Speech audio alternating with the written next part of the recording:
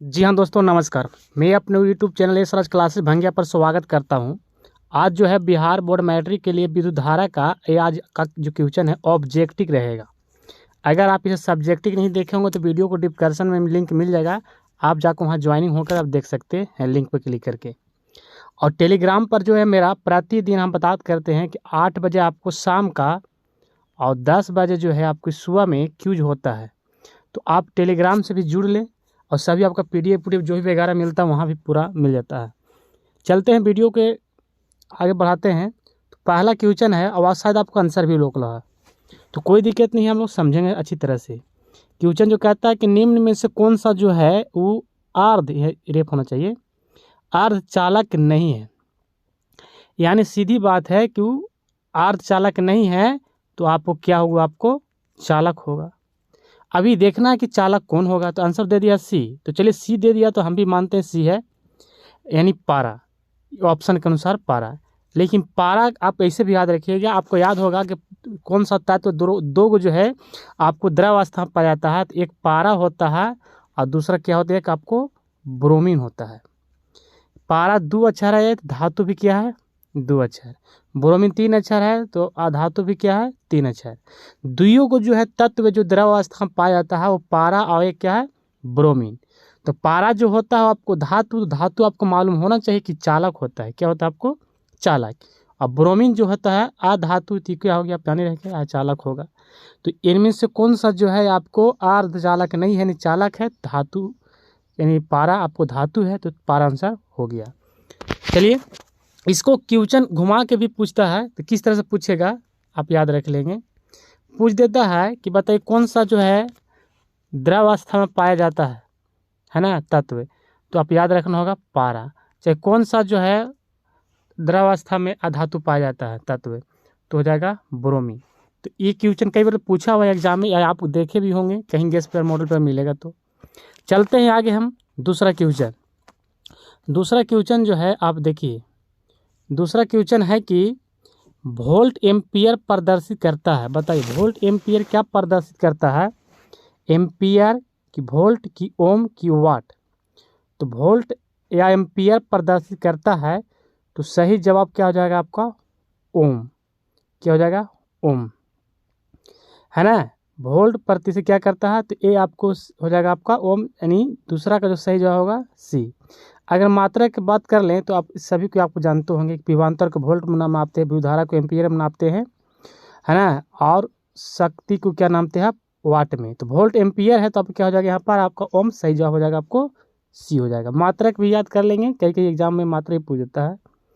तीसरा क्वेश्चन यह है कि आपका कि विद्युत प्रतिरोध का मात्रक है, विद्युत प्रतिरोध का मात्रक एम्पियर वोल्ट या ओम या वाट। तो ये आपकी मालूम होना चाहिए, तुरंत बताएं विद्युत प्रतिरोध का मात्रक क्या होगा। तो वाट किसको बोलते हैं हम लोग, शक्ति का बोलते हैं। वाट किसको बोलते हैं, शक्ति को। चलिए वाट हो गया आपका, ये जो हो गया आपका शक्ति का ऐसे मात्रक हो गया। अच्छा एम्पियर किसका होता है बताइए। तो एम्पियर जो होता है आपका विद्युत धारा के। अब बताइए वोल्ट क्या होता है विभवांतर का। तो सही कौन हो जाएगा, विद्युत प्रतिरोध क्या हो जाएगा आपका ओम। यानी तीसरा का भी सही जवाब कौन हो जाएगा आपको, यहाँ पर भी सी हो जाएगा। हम चारों ऑप्शन के चारों का मात्रक हम बताएं किसका किसका होता है, आप याद रख लेंगे। क्वेश्चन आप समझ रहे होंगे 3 का जो एक ही को बताया नहीं, इसमें 4 को बता दिया आपको। क्वेश्चन 4 बढ़ गया इसमें समझिए। आइए हम लोग चौथा क्वेश्चन। अब देखिए चौथा क्वेश्चन का जवाब आप दे दीजिएगा खुद, क्योंकि यहाँ कहा गया विद्युत धारा का मात्रा क्या होता है। तो विद्युत धारा का मात्रा क्या होता है एम्पियर, कोई दिक्कत नहीं है। वाट किसका होता है, ये आपको होता है शक्ति का। वोल्ट किसका होता है विभवांतर का। ओम किसका होता है, अभी तो पीछे 2 क्वेश्चन बताए हैं। तो एम्पियर यहाँ पर हो जाएगा आपको, चौथा का सही जवाब कौन हो जाएगा आपको डी हो जाएगा करेक्ट। कोई दिक्कत, हम बोले कि आपको पूछेगा आगे चल के, चाहे कहीं एग्जाम में पूछता भी है। डी हो गया। अब आते हैं हम लोग 5वां क्वेश्चन। तो ध्यान दीजिएगा 5वां क्वेश्चन क्या है, 1 2 3 ओम का 1 ओम और 2 ओम और 3 ओम के प्रतिरोध के श्रेणी क्रम में जोड़ देते हैं इसे, है ना। ये 2 हो गया, 1 हो गया, ये 3 श्रेणी क्रम, और इसको समतुल्य प्रतिरोध बताना है। तो बताइए इसको समतुल्य प्रतिरोध क्या होगा। ये आपको हो गया क्वेश्चन, क्या हो गया इस क्वेश्चन, 1 मिनट, ये आपको हो गया क्या क्वेश्चन 5वां क्वेश्चन हो गया। हाँ 5वां क्वेश्चन है ना, पांचवा क्वेश्चन है। 1, 2, 3 ओम को आपको श्रेणी क्रम में जोड़ता है, इसके बताना है। तो पांचवा का सही जवाब कितना होगा, आप जोड़िए। तो श्रेणी क्रम में जोड़ दीजिए, डायरेक्ट श्रेणी क्रम कोई अंतर नहीं है। 1, 2, 3 तो कितना हो जाएगा आपका 6 ओम। तो सही जवाब कौन हो जाएगा आपका 6।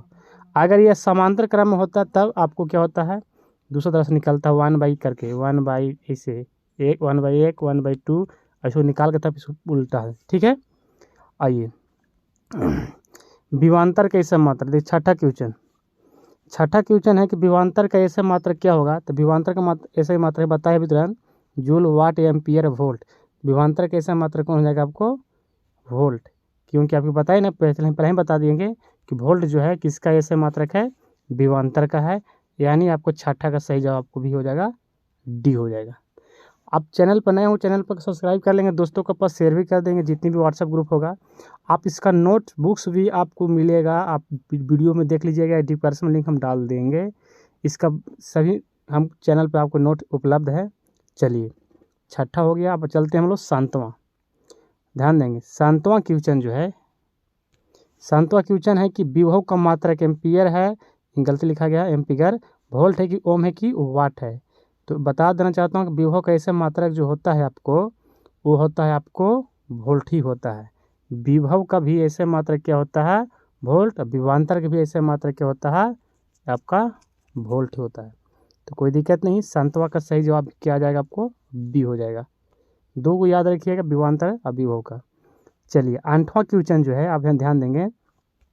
आठवां क्वेश्चन यह है कि 100 वाट और 220 वाट के बीच विद्युत बल्ब का तंतु का प्रतिरोध क्या होगा।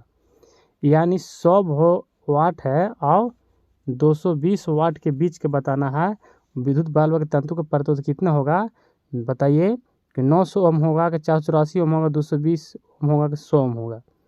तो आठवां का जो सही जवाब हो जाएगा आपको निकाल लिएगा तो प्रतिरोध के जो होता है फार्मूला से, तो आपको सही जवाब आ जाएगा 484 ओम हो जाएगा, 484 ओम हो जाएगा, यानी बी हो जाएगा करेक्ट।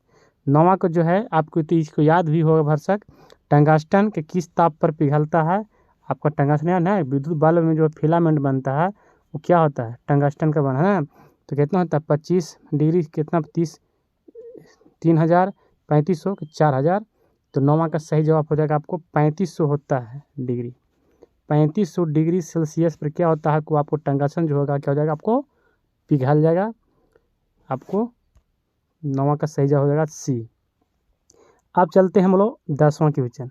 10वां क्वेश्चन तो आप इसको जवाब दे ही दीजिएगा, क्योंकि इसका पहले ही पता है विद्युत शक्ति कैसे मात्रा क्या होता है आपको वाट होता है, ओम प्रतिरोध का होता है, विद्युत विभव के या विभवांतर का वोल्ट होता है, एम्पियर विद्युत धारा का होता है।